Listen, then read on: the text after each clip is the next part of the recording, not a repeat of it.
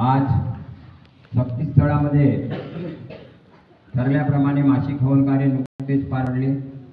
या हवन कार्यानिमित्त ही चर्चा बैठक सुरू आहे।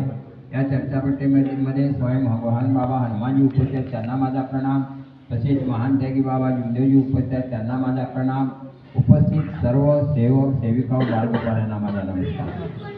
सर्वप्रथम आज नवीन वर्षात मी सगळ्यांना शुभेच्छा देतो आणि परमेश्वर चरणी प्रार्थना करतो की आम्ही सेवक, आम्ही मानव, आम्हाला परमेश्वरानं आपल्या सेवेबद्दल, आपल्या कार्याबद्दल सदैव जागरूक ठेवावं अशी सदिच्छा मी त्या परमेश्वराजवळ इच्छा व्यक्त करतो आणि आपल्या मार्गदर्शनास सुरुवात करीत आहे। तर काय होते, आज कधी कधी असं वाटते की मी काय बोलू आणि काय नाही बोलू।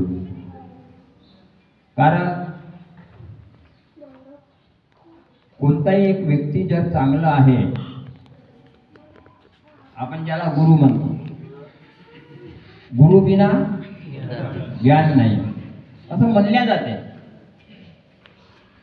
काय म्हणावं, फक्त हे तात्पुरतं म्हणल्या जाते की वेळेपुरताच म्हणल्या जाते, वेळ निघून झाल्यावर त्याची किंमत होते की नाही होत हे तर त्याच्या प्रत्येक व्यक्तीच्या कर्मावर अवलंबून आहे। आणि ते दिसते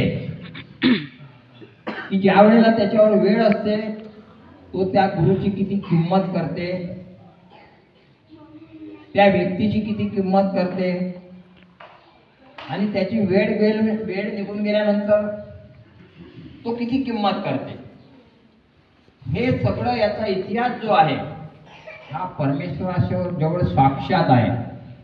आपण विसरून जाऊ, सारी दुनिया विसरून जाईल, परंतु परमेश्वर कधी विसरणार नाही। आणि म्हणूनच म्हणल्या गेला आहे, जैसे कर्म करेगा वैसे फल देगा भगवान। मी माझ्या आयुष्यामध्ये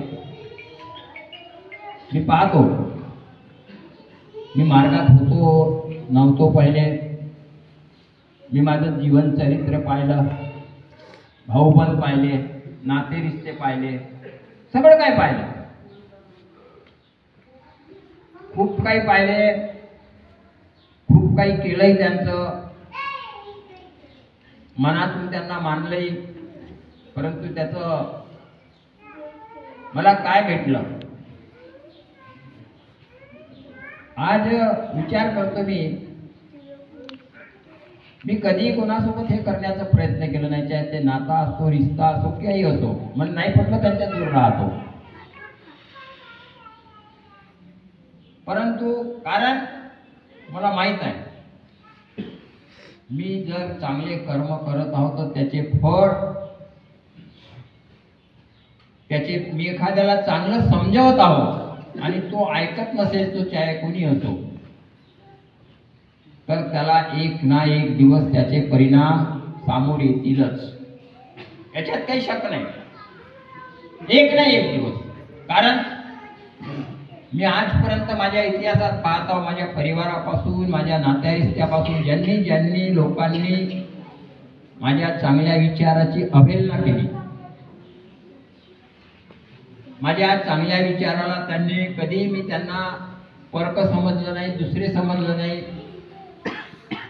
एक सुरुवातीपासूनच एक परमेश्वरानं मला सत्यापरी जागवलाय, बचपनापासूनच मी सत्यापरी जागृत आहो। मी कधी खोट्या गोष्टीला पाणी घातलं नाही, चाहे तो भाऊ असो, बंद असो, कुणीही असो। आणि एक सत्य हा परमेश्वर आहे, त्याचे विचार माझ्यामध्ये असल्यामुळे हे एक बहुत कठीण याच्या परिश्रमातून निघाल्यानंतर हा एक मला रस्ता त्या परमेश्वरानं दिला। या परमेश्वराच्या माध्यमातून आज तुमच्यापर्यंत मला येण्याचा खूप मोठा मौका मिळाला। मी तुमच्या सोबतही चांगल्या प्रकारे जीवन जगण्याचा पूर्ण प्रयत्न करतो। आणि प्रयत्न करत आलो. मी कधीही स्वार्थ पाहिला नाही किंवा कोणाला लुटण्याचं काम केलं नाही. आणि अहोरात्र मी तुमच्या सुखादुःखामध्ये सहभागी होतो. खूप खंत वाटते कधी कधी. आता लोक काय समजतात मला काही माहित नाही.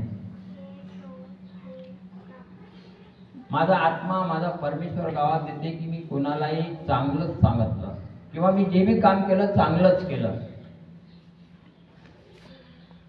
आता काही लोक काय, खूप काही असे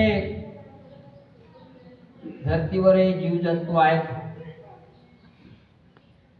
काही जीवजंतू आपल्याला आवश्यक राहतात, काही जीवजंतू आपल्याला डंस करणारे राहतात, त्यांच्यामध्ये जहर राहते. आणि आज जहरी लोकांपासून, जीवजंतूपासून जसं आपण दूर राहतो तसेच असे काही लोक आहे मार्गात की त्यांच्यामध्ये कुबुद्धी आहे, सद्बुद्धी नाही आहे. त्यांनी पाहून सुद्धा ते आंधळे झाले आहेत. कशामुळं?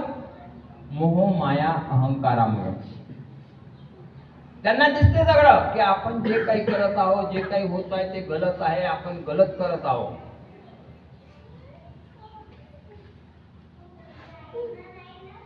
सत्य कधीही लपत नाही, एक ना एक दिवस सामोर येईलच. आज मी भरपूर काही प्रयत्न केला, आजही करत आहोत. मी लोकांच्या खूप काही परिस्थित्या पाहिल्या, मी त्याच परिस्थितीतून गुजरलो. जेव्हा लोक, मला हे नाही माहित कोण काय बोलते, मी त्याचा विचारच करत नाही. लोकांनी मला पाहिलं, मी लोकांना पाहिलं. आणि एक स्वाभिमान वाटते की जगात एवढी धावपळ करणारा तुम्हाला एकही व्यक्ती मिळणार नाही, एकही व्यक्ती मिळणार नाही. आणि परमेश्वराची इतकी कृपा आहे माझ्यावर की मला त्यानं आळस दिलं नाही.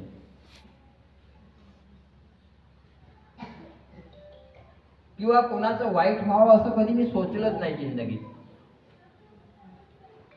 किंवा पैसा मायने नाही आहे. आज तुमच्याजवळ 2 पैसे आले, माझ्याजवळ आले, मी त्याचा सदुपयोग करतो, दुरुपयोग नाही करत. चांगल्या गोष्टीसाठी कधी मनाई केलीच नाही मी.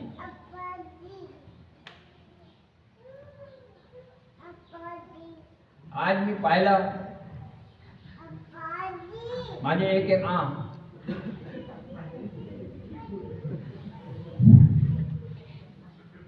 तर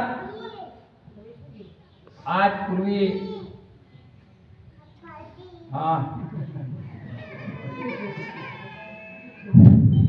तर खूप काही आशा होत्या माझ्या, भरपूर काही करण्याने आपल्याजवळ होतं, आपण करू शकतो.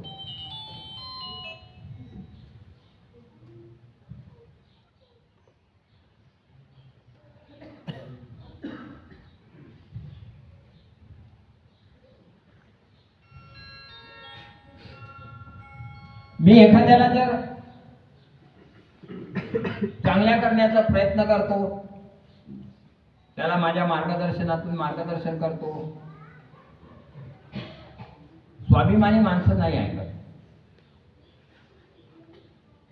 कारण त्यांना कशाचं घमंड राहते किंवा का राहते की सामनेवाला व्यक्ती हा आपलं वाईट सोचत आहे म्हणते की काय म्हणते तर मला नाही माहिती. पण मला जे दिसते ते बोलतो. मी आत्ताच एक परिवार इथं आलं आहे का, तो परिवार, अरे जो भाऊ इथं आले आला कामाला गेला का? आज त्याच्या पुरी असते इथं, आज कर्जापायी झाल्यानंतर तिला इथं त्याला एक सामान आणायला जासाठी मला 500 रुपये द्यावं लागले. आज इथं ठेवावं लागलं. आता मी शिंदेवाईला गेलो होतो, आहे ना शिंदेवाईवाला आहे का? हा?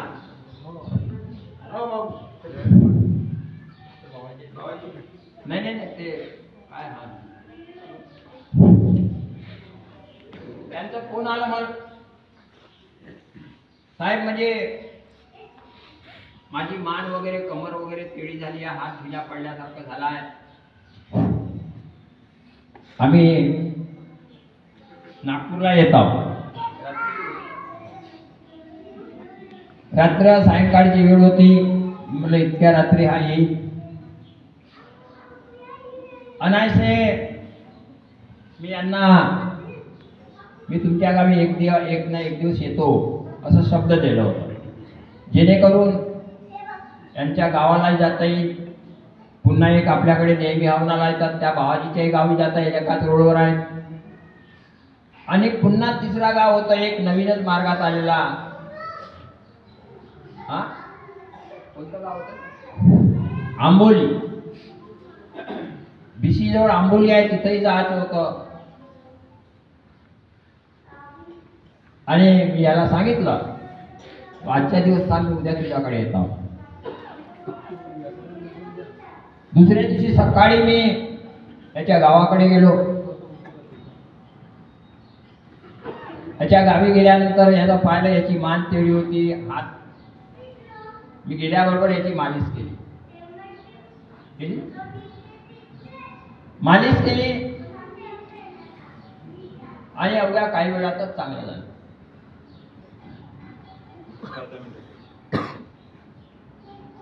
एक शक्ती काम करत आहे, कारण का माझी जी सेवा आहे निष्काम आणि निस्वार्थ आहे, स्वार्थासाठी सेवा नाही केली मी ना.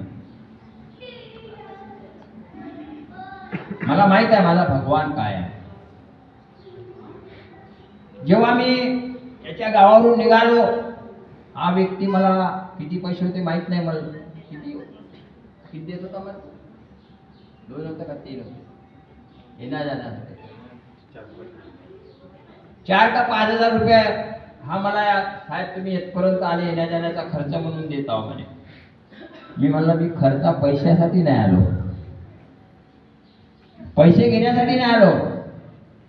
मी जर पैसे घेतले अशा दुःखात तर परमेश्वर कधी मला माफ करणार किंवा माझ्या सेवेला अर्थ राहणार नाही परमेश्वराजवळ. एक